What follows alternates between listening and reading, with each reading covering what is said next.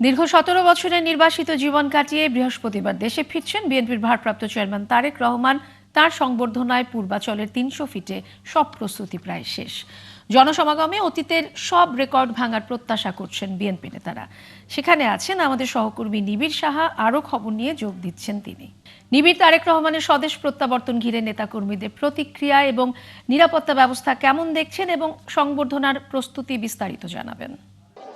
আগামীকাল বেলা 12:15টায় বিএনপির ভারপ্রাপ্ত চেয়ারম্যান তারেক রহমান তিনি বাংলাদেশে পৌঁছাবেন এবং এরপরই তিনি সেখান থেকে বেরিয়ে আসবেন এই ৩০০ ফিট এলাকায় এবং এইখানে তাকে গণসংবর্ধনা দেয়া হবে এবং আমার পেছনে যে মঞ্চটি দেখছেন সেই মঞ্চে তাকে গণসংবর্ধনা দেয়া হবে এবং এখানেই তিনি আসলে দেশে ফেরার পর, অর্থাৎ বলা যায় যে ১৭ বছর পর তিনি দেশের মাটিতে কোনো জনসমাগমের ভেতরে কথা বলবেন সশরীরে দাঁড়িয়ে। আগামীকালকে আসলে জাতি সেই মাহেন্দ্রক্ষণের সাক্ষী হবেন এবং এই উপলক্ষে আমরা দেখছি যে নেতাকর্মীরা কিন্তু এখন থেকে এই মঞ্চ এবং মঞ্চের চারপাশে কিন্তু তারা আসলে ভিড় করছেন। সেই সাথে জানিয়ে রাখি যে ঢাকার মহানগর বাদেও কিন্তু প্রত্যেকটি জেলা থেকে কয়েক হাজার করে নেতাকর্মী তারা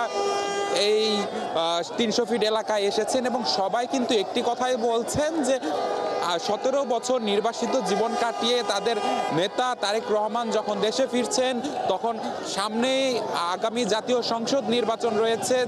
এই সংসদ নির্বাচনে তারেক রহমানের নেতৃত্বে বিএনপি নিরঙ্কুশ জয় লাভ করে আবারও সরকার গঠন করবে এমন আশাবাদ তারা ব্যক্ত করেছেন। সেই সাথে সবাই কিন্তু আরেকটি কথা বলছে, সেটি হলো তাদের দলের নেতাকে এক নজর দেখা। সবাই কিন্তু আসলে অধীর আগ্রহে অপেক্ষা করছে এবং নেতাকর্মীরা কিন্তু গান পাশাপাশি স্লোগান সেগুলোর মাধ্যমে কিন্তু আসলে পুরো এলাকা তারা মাতিয়ে রেখেছেন। তারাও আসলে সে মাহেন্দ্রক্ষণের জন্য অপেক্ষা করছেন যখন আসলে তারেক রহমান এই মঞ্চে দাঁড়িয়ে হাত নাড়বেন নেতাকর্মীদের উদ্দেশ্যে। ঠিক সেই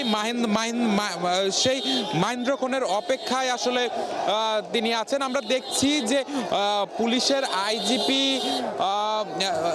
বাহারুল আলম তিনি এখানে এসেছেন এবং মঞ্চের সামনের যে নিরাপত্তা ব্যবস্থা পাশাপাশি সার্বিক নিরাপত্তা ব্যবস্থা তিনি পর্যবেক্ষণ করছেন। এই মুহূর্তে কিন্তু আমরা সে চিত্র দেখতে পাচ্ছি। পাশাপাশি র্যাবের যা ডিজি তাকেও আমরা দেখতে পাচ্ছি, অর্থাৎ পুলিশ ও র্যাব দুই বাহিনী থেকে কিন্তু আসলে সার্বিক নিরাপত্তা ব্যবস্থা এখানে পরিদর্শন করা হচ্ছে এবং আশেপাশের পুরো এলাকা কিন্তু নিরাপত্তার চাদরে মুড়িয়ে রাখা হয়েছে। জি নিবিড়, আপনি আছেন সেখানে। আমরা নিশ্চয়ই পরবর্তীতে আবারও ফিরবো আপনার কাছে এবং জানবো তারেক রহমানকে বরণ করে নেওয়ার সবশেষ প্রস্তুতি সম্পর্কে।